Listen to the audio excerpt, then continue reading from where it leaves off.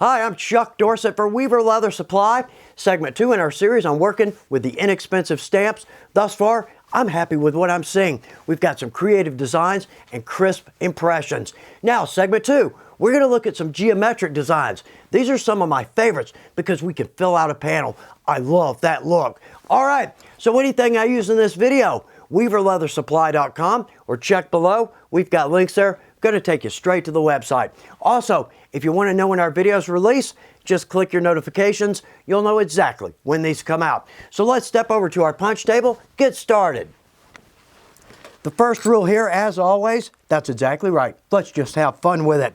In Leathercraft, the journey is just as much fun as the destination. So we're going to look at our geometric stamps.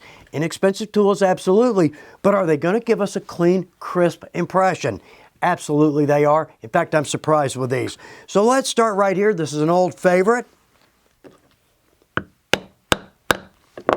There we go. Clean, crisp impression. Now, I've cased my leather. We've got a good video in this, and we've talked about this. But again, the difference between cased and simply wet, all the difference in the world. So let's jump over right there. Let's bring that in close. Now, these tools, they can be a bit deceiving because the edge of the tool is not the edge of the impression. So I feel like I sometimes need to overlap just a little bit. Okay, well there we go. Another good impression. Let's add several, see what happens.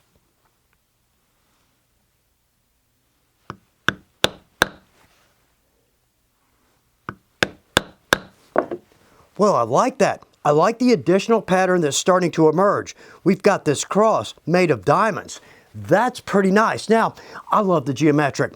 We could absolutely tool an entire panel, but in some situations, I almost prefer to go with the geometric. Fill out that pattern. To me, that looks fantastic. All right, well, let's do this. Say a cuff or a belt. Let's just do a simple line.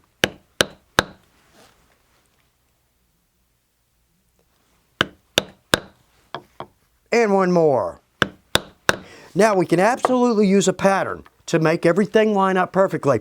We're going to look at that in the next segment with our combinations, which is exactly where we need it, but we could certainly go this route. But all told here, we're just getting an idea. Well, I like that thus far. That would make a nice border stamp. Well, let's add that. Let's add one more row to that. Let's see how that would look on a belt.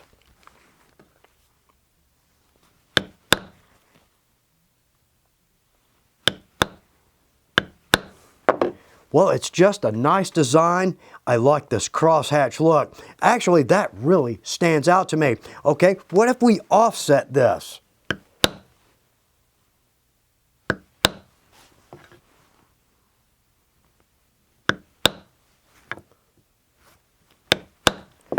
Well, I like that too.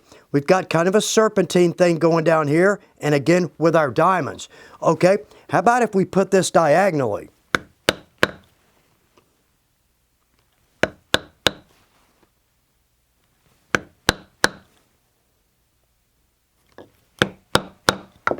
Well, I like that design. That would fill out a panel nicely. And we've got these inner areas. We could drop in spots, stamps, all kinds of things we could do with that.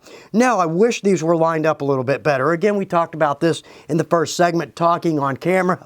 But if we take our time in our shop by ourselves, we're going to get some gorgeous designs. All right, we've looked at that tool. Let's reset here, jump over to another standard.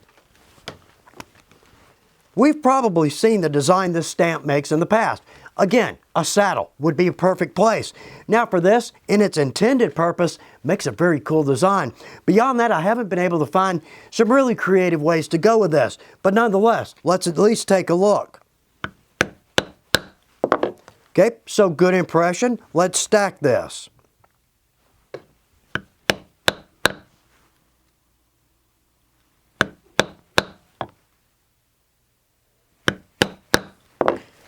Very cool inner design. And in fact, with this tool, it's hard to go wrong. It lines up so nicely. But I like this little hourglass shape and almost a cedar mark right there. That's some nice detail. When we jump over to our next stamp, this is a new one to me. This is more of a star. Let's see what happens here. Okay, Well, we've got some nice detail in that. That looks good. Well, let's stack a few of these, but let's give these just a little bit of room between.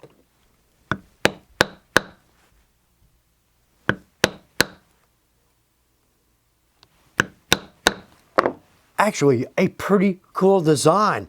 I like the detail, but I like that border. That brings the whole thing together. Two very cool tools. And again, we might see this one again in our combinations. All right, let's reset, jump over to another one. This geometric tool, it's very similar to one of the other tools that we carry. Oddly enough, that's one of my all-time favorite tools. So let's see what happens here. Well, that's good. We've got some nice detail. In fact, that line, I've got a couple of stamps that might work with this, but let's stack a few of these.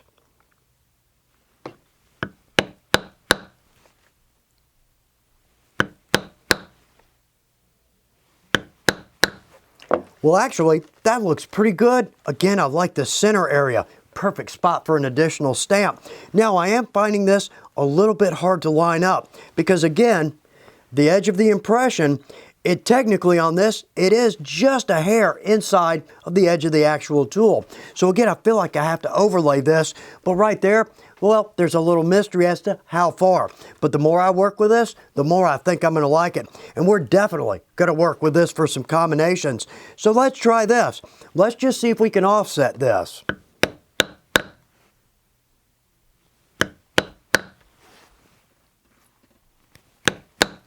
Now, all told, I'm having a little hard time lining this up, simply because our edges, they're just a little bit softer.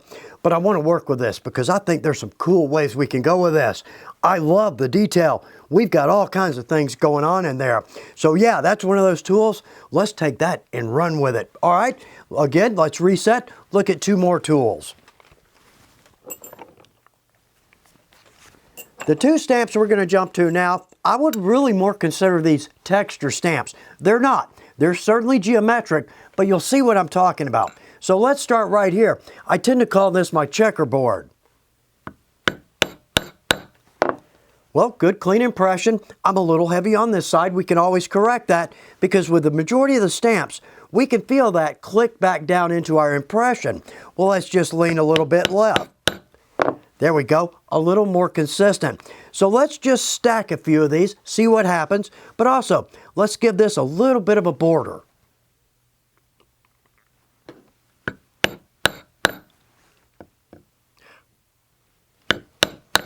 Well, now I could be happier with the way that lined up.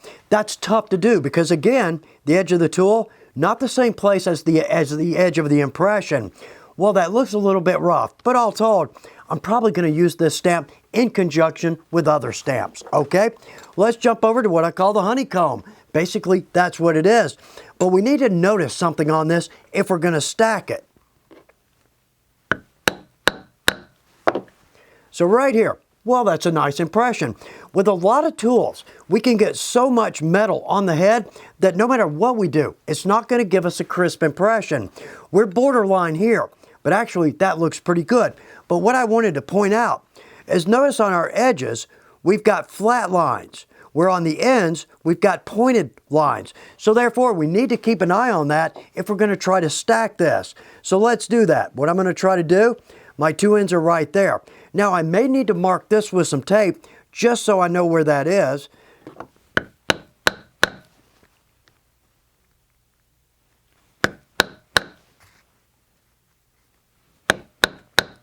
Well, actually, pretty cool. Okay, let's do this.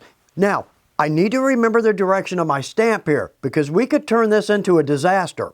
So let's jump over here. I've got a flat side, so right there I'm going to need a flat side. Let's see if I can drop that in.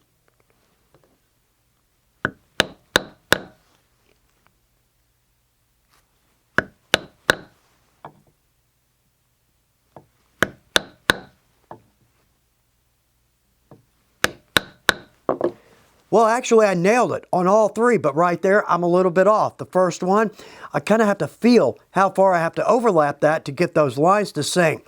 But I've got a cool design emerging here. Well, that's actually a pretty cool stamp. All right, let's reset. We're going to do one more. This one's tough to line up. I would definitely consider this a border stamp. It's more of a braid, but I double checked the packaging, definitely a geometric. But let's drop this in to get a look at it. Okay, well actually a nice braid, and we've got good clean lines. Okay, so let's do this. Let's start off. I've got one anchor line here. I've got 2 points. So let's do our best to line these points up on that line. Okay, looks pretty good. Now the reason I say this one is really hard to line up is because right here at the bottom of the handle of the tool, that's absolutely circular or bell-shaped. I really have a hard time seeing the lines on the actual stamp. Okay, so let's do this. We've got a line right here. There we are right there in our point. Okay, so let's line that up right on this line, the line coming out. Yeah, it's hard to explain this, but you'll see where I'm going with this. Okay, well, we've got it lined up, but that's not really what we're looking for. We're looking for more of a braid. So let's come over here. Let's line up our 2 points on our anchor line. Okay, we've got a good impression. So what I'm going to do with my stamp, and again, this is hard to see, but I'm going to take this line and I'm going to drop it down on this line. Again, we'll see where we're going with this.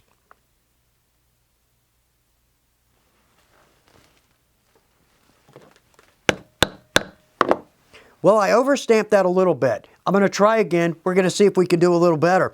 But now we can see that braid. And in fact, I'm going to drop in several. Let's see how we do.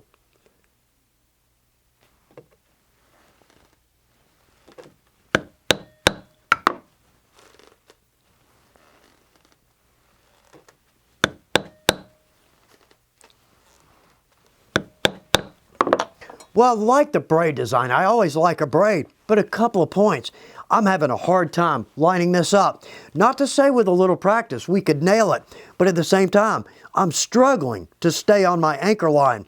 So again, it's a cool design. It's just a tough tool to work with, but just a little practice, I bet we can nail it. Creative designs and crisp impressions.